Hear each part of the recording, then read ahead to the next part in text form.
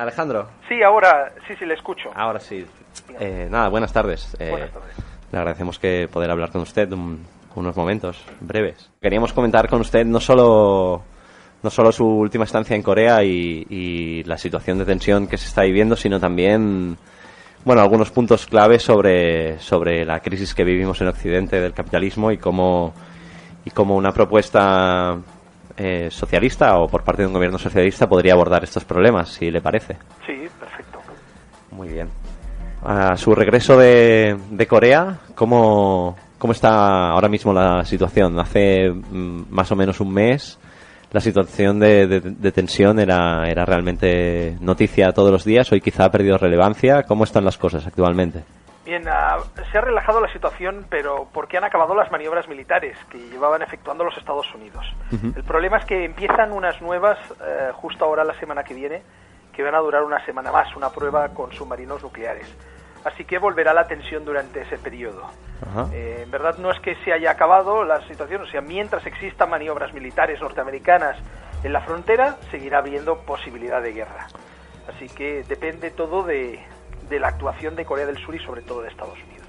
Vemos en estos días que la presidenta de Corea del Sur está visitando Estados Unidos. Quizás en esta visita se pueda lograr un consenso para rebajar estas maniobras. No lo creo. El problema es que Corea del Sur no tiene su propio control sobre las fuerzas militares. Son los Estados Unidos los que controlan militarmente el país. Y ellos tienen unos intereses muy claros, que es dominar la zona de Asia-Pacífico. Uh-huh. Y a Corea del Sur la tienen controlada desde el final de la Segunda Guerra Mundial. Así que no creo que se vayan a deshacer de recursos y sobre todo de zonas que son para ellos muy importantes. Mientras Corea del Sur no pueda despegarse de alguna forma de la influencia tan importante que tiene Estados Unidos, va a ser complicado llegar a una reconciliación. A no ser que también en Estados Unidos viniera otro presidente, o el actual presidente Obama, cambiara su política respecto a las relaciones con Corea. Ajá. Sin embargo, al parecer sí que ha habido declaraciones respecto a salir del círculo vicioso en las relaciones entre Corea del Sur y Corea del Norte, ¿no? Bueno, por nuestra parte, en parte de Corea del Norte siempre estamos dispuestos. Uh-huh. Tanto el ejército como el gobierno estamos observando de forma regular cuáles son los movimientos. Si quieren sentarse a la mesa de negociaciones, siempre Corea del Norte está dispuesta. Ahora lo que no se puede pretender es intentar desnuclearizar o intentar rebajar el armamento, la capacidad de defensa norcoreana mientras están amenazando y realizando maniobras militares. Lo primero que tienen que hacer es acabar con las maniobras de provocación, porque las están haciendo en la misma frontera, y eso puede provocar realmente un incremento de la situación, ¿no? Un incremento a peor, y evitar que pueda llegarse a buen cabo en las negociaciones entre ambos países. Esperemos que sí, que funcione en esa dirección para llevar a buen término estas negociaciones. Además para conocer de su voz la situación que se vive en Corea del Norte, queríamos también, como le hemos dicho, preguntarle acerca de varias respuestas a problemas sociales que tenemos ahora mismo en Europa. Como usted puede saber, nuestro programa se dedica al debate político y a la propuesta de nuevas alternativas. Entonces, desde el punto de vista que el sistema capitalista en el que vivimos está, o aparentemente está en crisis, queríamos preguntarle cómo se ve esta crisis desde un país socialista. Pues se ve como un proceso histórico natural, que es el proceso de deterioro del capitalismo. El capitalismo se fagocita a sí mismo cuando esta ansia por obtener dinero y esta desigualdad social se acentúa, y cada vez hay cada vez hay menos ricos y mucho más pobres, ¿no? Cuando esto sucede, cuando el propio capitalismo crea esta situación, la sociedad se da cuenta del tipo de sistema en el que vive, ¿no? Y cuando lo sufre en sus propias carnes, deja de tener vivienda, deja de tener trabajo, entonces se plantea de nuevo de que tiene que luchar, tiene que hacer algo por solucionar esa situación. Y de allí es de donde nacen las revoluciones. O sea, el socialismo no es más que parte de esa desesperación de la sociedad, del pueblo, frente a una situación, en este caso de abuso por parte de una oligarquía que lo controla todo, y el pueblo se da cuenta que tiene el poder y quiere retomarlo. Y ahí es donde se inicia la revolución. Por lo tanto, la única solución es que el pueblo, que la sociedad se dé cuenta de que eso no funciona y que tome las calles y tome el poder y se nacionalice tanto la industria como la propiedad como las tierras. Esa es la única solución para salir del capitalismo. ¿Cómo se abordan, por ejemplo, problemas como el del trabajo o la vivienda en una sociedad como la norcoreana? ¿Existen, por ejemplo, datos del paro? Algo que aquí nos preocupa día a día. El paro no existe ni puede existir en ninguna nación socialista. En un sistema socialista la persona o estudia o trabaja o está en el ejército, no existe el desempleo. Ajá. La vivienda debe ser otorgada de forma totalmente gratuita a los ciudadanos. No deben existir ni alquileres ni hipotecas. También se deben eliminar todo tipo de impuestos al ciudadano. No existe la hacienda pública como tal, los impuestos tanto en la compra-venta como en cualquier transacción. Y la sanidad, todo lo necesario para el ser humano, como es sanidad totalmente gratuita y accesible a todo el mundo, como educación, incluida la universitaria, debe ser gratuita. Todo lo que son los auténticos derechos humanos, el derecho a una vivienda digna, el derecho a una educación, el derecho a la sanidad, debe darse por completo a toda la población, sin excepción y de forma totalmente gratuita. Así es como se concibe un sistema socialista. Esto es algo que sabemos de Corea, sin embargo no sabemos cómo se vehicula este acceso, por ejemplo, a la educación o al trabajo, ¿no? En nuestro país, en España, en Cataluña, tenemos escolarización obligatoria de los 6 a los 16 años. ¿Cómo es en Corea? Sí, básicamente tenemos una escolarización obligatoria en Corea de 12 años, también que absolutamente todo el mundo, sin excepción, esto incluye a personas de minorías étnicas, etcétera. No hay posibilidad de escaparse a esta posibilidad de escolarización, porque en España sigue existiendo analfabetismo, aunque en pequeña medida todavía existe. En Corea hay cero analfabetismo. Todo el mundo, sin excepción, debe estudiar y debe formarse, ¿no? Y el gobierno pone a su disposición todas las herramientas. Después de ese periodo obligatorio, las personas pueden continuar unos estudios universitarios o a través de la Politécnica, por ejemplo, la Politécnica Kimchek en Pyongyang, pues pueden dedicarse a estudios técnicos, más técnicos. ¿Tipo formación profesional? Exacto, sería lo que es una formación profesional. Y bueno, eso, a nivel de estudios, pues lógicamente, si tienen una capacidad en los exámenes de acceso para estudiar esa materia, pueden no solo sacarse una, pueden sacarse 3 carreras. En cualquier caso, el gobierno va a pagar todos sus gastos, no solo de estudios, sino hasta los libros o los uniformes. ¿Se rige por unas pruebas de acceso a las que todo el mundo puede presentarse? Así es, totalmente abiertas, y las personas que tienen una capacidad, más que nada, lógicamente, para tener una aptitud para poder estudiar la materia. ¿Y cuáles son las perspectivas, por ejemplo, de un joven de 20 años en esta sociedad? Bueno, pues depende de lo que uno quiera hacer. Sí, a eso me refiero. ¿Qué es lo que quiere hacer un joven de 20 años? Aquí, por ejemplo, lo que la mayoría o muchos querrían hacer es poder trabajar, que no pueden, o poder estudiar, porque a lo mejor tampoco pueden pagar los estudios, o irse del país. Es una opción que ahora mismo barajan muchos jóvenes, incluso muchos compañeros nuestros que hemos visto irse. ¿Cuáles son las perspectivas de un joven en Corea? Pues las perspectivas dependen básicamente de su deseo, porque tiene todas las posibilidades a su alcance, tanto en su desarrollo, como hemos dicho, universitario, como si quiere integrarse a las fuerzas militares, como si lo que quiere es ya integrarse en el mundo laboral, tiene todas las puertas abiertas. Hay unas oficinas de empleo, que no de desempleo, donde una persona se puede acercar, ver todas las posiciones disponibles y presentar su currículum para cualquiera de ellas. Incluso, si en un momento determinado uno no encuentra la plaza que a él realmente le gusta, o su plaza ideal para poder trabajar o desarrollarse profesionalmente, puede tomar otro tipo de trabajo hasta que salga una plaza vacante. Ajá. Así que depende básicamente, o sea, el joven en Corea no está forzado por la situación económica o por el capitalismo, sino únicamente va a depender de su deseo, de su capacidad y su deseo de desarrollar una u otra labor. ¿Qué profesiones son ahora mismo profesiones de futuro? Como no es un sistema capitalista, todas las profesiones son de futuro, porque no se hace una diferencia entre un obrero, un campesino o un estudiante universitario. Se concibe la sociedad como una gran familia. Entonces no hay una diferencia, una lucha, un marketing para que haya una competencia entre diferentes profesiones. También no existe una diferencia salarial.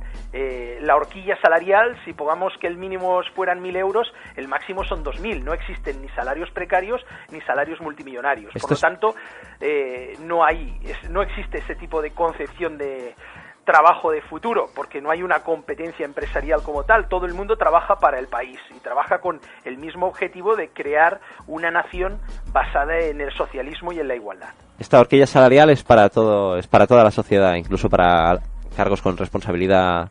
Exacto. En universidades o en ministerios. Eso es. Y de hecho, los funcionarios son los que cobran menos salario. Los Ajá. funcionarios, mis compañeros que trabajan en ministerios, dentro de esa horquilla es el menor salario. El salario más alto se da a las personas que realizan un trabajo físico al exterior mucho más duro, como pueda ser a nivel de campesinos o personas que trabajan en la minería, por ejemplo, que serían los que recibirían el mayor salario. Ajá. Y queríamos preguntarle también por el acceso a la salud y a la sanidad. Como nos ha dicho antes, es también un acceso universal. Sí. ¿Cómo se vehicula? Pues en todas, o sea, por una parte tiene una fórmula pasiva y otra activa, o sea, proactiva. La fórmula pasiva sería pues que en todos los distritos, en todas las poblaciones existen clínicas y existen hospitales. Una persona va allí simplemente y consulta con su médico de cabecera, con los especialistas y sigue un tratamiento. Por otra parte, hay una fórmula proactiva de que todas las familias, sin excepción, tienen asignadas también un médico de cabecera que les va a visitar normalmente cada 2 semanas. Uh-huh. Les va a hacer un chequeo general de su salud y les va a preguntar pues cómo se encuentra, cuál es su estado general, etcétera, o si tienen dudas sobre cualquier tipo de enfermedad. Así que existe una visita a casa, a la casa que está usando cada individuo o cada familia, de forma regular por parte de su médico de cabecera para prevenir posibles problemas de salud. En ese aspecto no hay ningún tipo de problema o de carencia en atención, aunque sí bien es cierto, a nivel sanitario todavía tenemos problemas en obtener determinadas medicinas muy complejas, uh-huh, que son también muy caras internacionalmente, o algún equipamiento médico que también se tiene que importar del exterior. En este sentido, en los últimos días hemos visto como el gobierno del Partido Popular ha recortado la ley de dependencia. No sé cómo funcionan los dependientes o los discapacitados en Corea del Norte. En este caso no solo no se recorta, sino que existe por parte del gobierno todo tipo de ayudas a personas discapacitadas. Las familias pueden optar o bien por cuidar de forma completa a su familiar, o de forma temporal, y entonces llevarlo a un centro de día donde pueda hacer rehabilitación, donde pueda hacer ejercicios. Esa persona, dependiendo de su discapacidad, también puede integrarse dentro de centros de trabajo para discapacitados, uh-huh, centros de estudio, o si esa persona, pues pongamos, no tiene familia, es una persona huérfana, o no tiene, o la familia no se puede hacer cargo de él por algún motivo, siempre también existe la posibilidad de permanecer en centros de atención para discapacitados las 24 horas, donde cada persona tiene asignado, en este caso, una enfermera o un enfermero que va a cuidar de él. Eso es algo que en nuestro país dada el vacío en el que nos deja el Estado, se vincula a través de organizaciones privadas normalmente, tipo 11 o así. Digamos que en la República Democrática de Corea se vincula siempre a través del Estado. Siempre. Es público, totalmente estatal, y es el Estado el que debe cuidar del pueblo. Para eso es así. O sea, el Estado está representando el poder popular. Y la diferencia entre el capitalismo y el socialismo precisamente es esa, es que el sudor del trabajador o del campesino se reinvierte en el propio beneficio social, no queda en manos de unas pocas familias poderosas. Ajá. ¿Cómo es también, queríamos saber cómo es el acceso a la cultura, ¿no? Uh-huh. Si un habitante de Corea del Norte, ¿qué acceso tiene no solo a ser consumidor de cultura o lector o espectador o melómano, sino a ser productor también? Sí, pues en la cuestión de arte funciona muy diferente porque no existe el tema de copyright. El arte es gratuito totalmente y accesible al público, no es un negocio como en los países occidentales, entonces está al alcance de cualquiera, tanto obras de teatro como cine, etcétera, siempre que sea nacional. Toda la producción nacional está al alcance del ciudadano de forma gratuita. Uh-huh. Después, si una persona tiene capacidades artísticas, bien sea en pintura o si bien sea en música, si su trabajo lógicamente es aprobado por un tribunal de artistas expertos en la materia, esas personas obtienen un sueldo por el Estado y se dedican pues a hacer música o a pintar. En cualquier caso, pues es eso, no se trata de un negocio individual o hacerse millonario a costa de, pues eso, de grandes campañas de propaganda, etcétera, sino en presentar un trabajo al público, hacerlo accesible a la población y que el artista en este caso tenga asegurado pues su estudio, su salario y una vida digna. Así que funciona de esa forma. Eso básicamente a nivel nacional, ¿no? A nivel internacional hay determinadas cosas que se pueden traer al país, en las que no se tengan, en el caso de que no se tengan que pagar royalties. En algunos casos, por ejemplo, si es tipo espectáculo, podemos hablar, por ejemplo, partidos de fútbol entre Madrid y Barça se piratean directamente de señales desde Japón. ¿Sí? Y básicamente funciona así. Hay un filtro respecto a lo que se importa del exterior también. Ajá. ¿La población sigue el fútbol europeo? Sí. El fútbol es el deporte número uno, en el que más interesados están los coreanos en general y la verdad que se sigue regularmente, y sobre todo equipos, especialmente Barça, se siguen los partidos principales. Ajá. De unido. No imaginaba, bueno, que hubiese afición por el fútbol europeo en Corea. Sí la hay. Hay mucha pasión, mucho interés, pero como le digo, no se paga ni un solo céntimo en royalties, se piratea la señal de satélite. Ajá. ¿Y cómo es el acceso a Internet? Bien, pues el acceso a Internet es limitado porque Internet tiene cosas buenas y tiene cosas malas, lógicamente. Lo que no queremos es que la población de alguna manera se adquiera un tipo de hábitos o un tipo de información que pueda ser destructiva para la sociedad. Así que normalmente está limitada a zonas universitarias, especialmente a universidades, determinados ordenadores, y lo que sí existe regularmente es una intranet que se puede acceder desde casa, desde el teléfono móvil, etcétera, donde los ciudadanos tienen acceso a la información que se vuelca desde Internet a esa intranet. Entonces se usa email, chat, etcétera, pero dentro del propio país. Es una de las críticas más frecuentes que se le hace a Corea. ¿Usted cree que se puede dar un proceso en el que el país se abra a poder tener acceso a Internet, aún con el peligro de recibir contenidos peligrosos, igual que lo recibimos nosotros aquí? No se tomará este paso. No, porque precisamente no queremos eso. Corea del Norte, por ejemplo, es un país libre de drogas. Cuando hablo de libre de drogas, estamos hablando incluso de cannabis, o cosas que serían tan básicas, o por ejemplo en España, que es bien conocido que prácticamente el 50% de la juventud consume, pues eso para nosotros es inaceptable. No queremos que ese tipo de drogas o ese tipo de, sobre todo de cosas negativas que puedan afectar a la sociedad, suicidios colectivos o cualquier tipo de aberración que se pueda encontrar hoy en día en Internet, le llegue a un niño de 8 o 9 años. Para nada, no nos interesa, y en el futuro no creo que haya cambios en ese tipo de ley. Respecto a la política de drogas, sí que hemos podido leer la información de que hay una lucha, por ejemplo, contra el MDMA, pero hemos podido leer también información de periodistas extranjeros, sin lugar a dudas, en la que decían que tanto el opio como el cannabis no eran consideradas drogas en Corea y se usaban de un modo coloquial. Nada, en absoluto, eso es totalmente falso. Yo llevo ya 24 años en Corea, jamás he visto a nadie ni consumir opio ni cannabis. Las únicas drogas existentes son el alcohol y el tabaco común. Desde nuestro punto de vista, desde el punto de vista de nuestro programa, que también tenemos preparado un programa para las próximas semanas sobre el cannabis, hemos podido comprobar con diversos expertos españoles, europeos, que apuntan que la prohibición tiende más al fracaso y a estigmatizar un tipo de consumo, y no sé si podrían tener esta perspectiva en el gobierno de Corea, que la prohibición a lo mejor tampoco es algo que funcione. Para nada. O sea, eso no funciona en Corea, porque es que la gente no sabe ni lo que es. Si es que la cocaína, una persona le pregunta a un joven qué es cocaína, qué es heroína, qué es éxtasis, y no sabe lo que le está diciendo. ¿Entiende? Entonces, no es cuestión ya de prohibir, es que son cosas que no están dentro de la sociedad, y que como no están, no queremos que entren. Ajá. De acuerdo. O sea, es diferente que una persona, o en el caso de España, donde hay una cantidad de población enorme, está consumiendo drogas, estupefacientes de forma regular y puede acceder a ellos desde cualquier parte, y entonces se le diga, no, ahora no puedes. Entonces, pues que existan mercados negros o hayan problemas, o puede haber incluso a lo mejor alguna revuelta social por ello.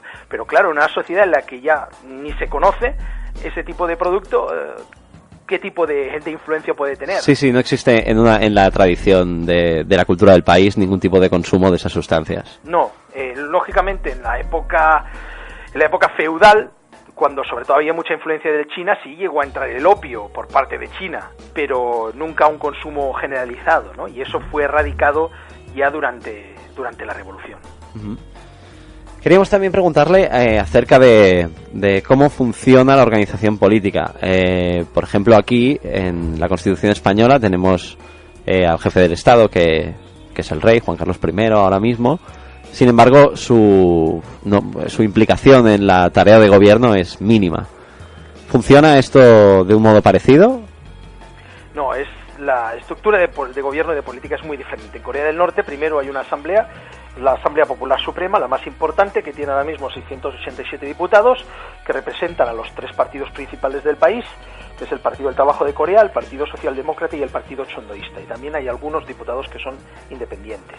Y después, dentro de esa asamblea, que es la que elige luego, en todo caso, al presidente, al que será representante, que en este caso es el señor Kim Jong-nam, presidente del Presidium de la Asamblea Popular Suprema, luego se establecen votaciones dentro del propio aparato militar para la posición de presidente de la Comisión Nacional de Defensa, que en este caso este cargo recae ahora mismo en el mariscal Kim Jong-un.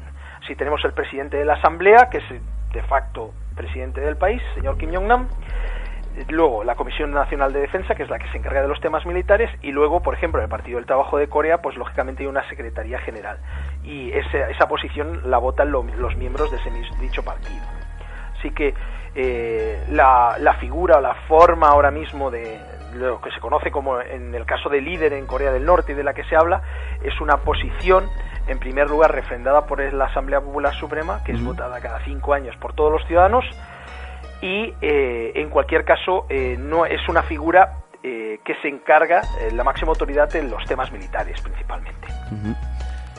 ¿Y la participación política en aspectos sociales se puede vehicular en este tipo de gobierno? Por ejemplo, aquí en el último año hemos visto como la Plataforma de Afectados por la Hipoteca ha presentado una iniciativa legislativa popular refrendada por 1,5 millones de firmas y no ha tenido ningún fruto al llegar al Congreso. La han echado para atrás, incluso hasta el punto de que la propia plataforma ha tenido que retirarla para no ver corrompido el espíritu de esta iniciativa. Una iniciativa semejante, con semejante apoyo, con 1,5 millones de apoyos, puede llegar a triunfar en este sistema. Menos, y con mucho menos apoyo. De hecho, cada distrito, también en cada granja cooperativa, existen oficinas de atención al ciudadano donde cualquier persona puede acercar este tipo de sugerencias o proposiciones al gobierno y hacer que los delegados de la Asamblea Popular Suprema la discutan o voten por solucionar ese tipo de problema o esa petición. Uh-huh. Así que en cualquier caso, siempre que vaya acorde al desarrollo socialista y sea positivo para el pueblo, cualquier persona, cualquier ciudadano puede realizar este tipo de propuesta, y si viene refrendada pues por muchas más firmas, lógicamente tiene un peso más considerable. Ajá. De cualquier forma, en España, claro que hay personas que reclaman, pero por algún motivo el actual presidente y el actual partido consiguieron mayoría absoluta, así que cuando hay una mayoría absoluta de personas que han votado a un partido, pues tienen que acarrear con ello, ¿no? Durante los años que le toque dirigir el país. ¿Se da habitualmente este tipo de participación en la sociedad norcoreana? Sí, se da, pero normalmente no en forma de unas protestas en la calle o con algún tipo de violencia, quemando contenedores, etcétera. No, bueno, la presentación de la ILP no se ha dado con ningún tipo de violencia, se ha dado por los cauces. No en el caso de la ILP, sino en otro tipo de peticiones o de protestas, ¿no? Que pueden tener algún carácter violento o un carácter irrespetuoso. O sea, en cualquier caso, siempre siguiendo los cauces necesarios, los cauces adecuados, que serían a través de la Asamblea Popular. ¿Funciona el Estado de Derecho? ¿Cómo funciona el aparato de justicia en Corea? Sí, pues el aparato de justicia funciona con sus cortes. El sistema judicial es muy similar al alemán, es prácticamente, según me han contado a mí, además expertos en temas de derecho, y bueno, pues lógicamente hay jueces, hay abogados, hay fiscales, y una persona que tenga que comparecer ante la justicia, pues lógicamente tiene derecho a su defensa, y si esa persona pues es condenada, puede ser condenada a algún tipo de pena en trabajos sociales, o si son cosas más graves, pues puede ser enviada a realizar trabajos forzados durante 5, 10 o 15 años, lo que le toque. Y en cualquier caso, en Corea no existe una creencia en la prisión simplemente como tal, en tener una persona reclusa viendo la televisión o consumiendo estupefacientes. Esa persona que haya cometido un delito debe pagar a la sociedad lo que ha hecho, y se hace normalmente en la forma de trabajo. Uno de los también problemas que hemos visto aquí que aparecer en la prensa, no crecer porque el problema ya existía, sino aparecer en la luz pública, es la corrupción política. Algo que deja en entredicho el aparato de justicia que tenemos nosotros, y que además causa un problema social importante. ¿Existe este tipo de corrupción en el gobierno coreano? ¿Puede existir? En el caso de que se haya dado, ¿de qué manera se ataja? Pues para nada, y el éxito de que no exista esa corrupción en el gobierno norcoreano es precisamente la existencia de unos líderes y de unos dirigentes que son totalmente consecuentes con sus ideas y que no van a permitir que a nivel inferior se produzcan ese tipo de fenómenos. Además, las leyes son muy duras. El hecho de robar tan solo 1 euro o 5 euros al pueblo o al Estado representaría unas penas precisamente muy duras que nadie las querría. Así que si a alguien ni siquiera se le ha ocurrido esa opción, sabe a lo que tendría que enfrentarse. Así que estas penas son disuasorias, digamos. Claro, así es. Ajá. ¿Qué grado hay de iniciativa privada en Corea? Por ejemplo, igual que, bueno, si por ejemplo, si alguien quiere, ¿existe un bar? ¿Alguien puede ir y montar un bar? No existe la empresa privada. ¿Pero existen los bares públicos? Sí, existen los bares públicos y los restaurantes y las saunas y los centros de recreo de muchos tipos. Pero no se monta una iniciativa privada. No existe la iniciativa privada. Lo que existe, pues eso, de forma estatal, pues desde cualquier lugar de ocio, a cervecerías, pubs, etcétera, karaokes, son todos estatales, pertenecen al gobierno. Y en un sentido más amplio, que no sea una iniciativa privada empresarial, por ejemplo, una iniciativa privada artística, ¿no? Alguien que decide, pues eso, publicar un libro. No, normalmente, como le digo, a nivel artístico, a nivel cultural, eso pues debe seguir también el proceso habitual, que es que esa persona esté considerada como un escritor con capacidad. No es únicamente cualquiera puede publicar y imprimir libros cuando le parezca. No, debe también pues tener una capacidad y estar considerado dentro del círculo de escritores del Comité Central, que es así como lo llamamos, de escritores del país. Tiene que ser miembro y entonces a raíz de allí se publican sus obras. Si alguien publicase una obra fuera de esto, ¿sería una obra ilegal? Sí lo sería. Uh-huh. Igual que a nosotros nos llega muy poco de Corea, la verdad, ¿qué es lo que llega de Occidente a Corea?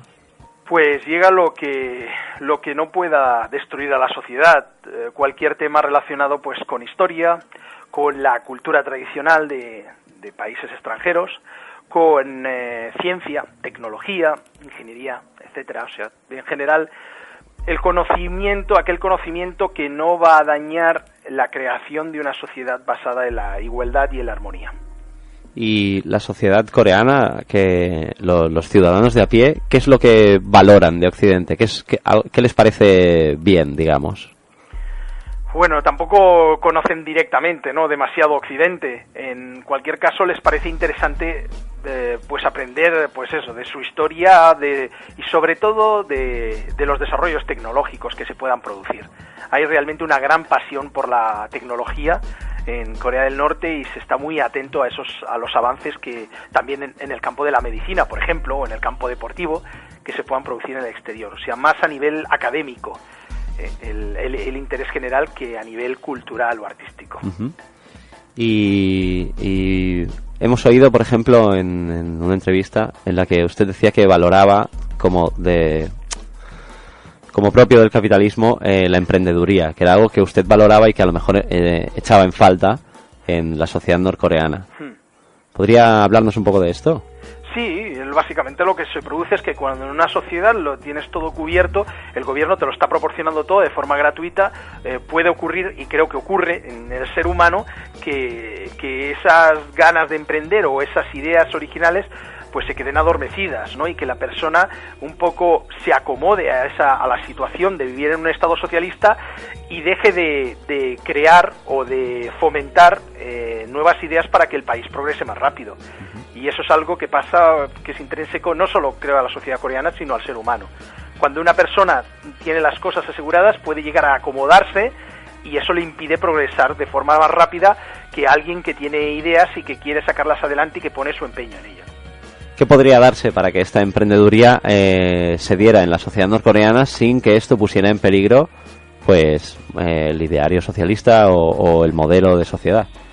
Pues complicado, porque eso depende precisamente del ser humano. Hay personas que tendrán más capacidad o que tienen más ideas. Eso es como decir, claro, no todo el mundo puede ser emprendedor, ni no todo el mundo tiene buenas ideas, ni sería capaz de llevar adelante un proyecto radical, ¿no? para el futuro. Entonces, depende de las personas, ¿no?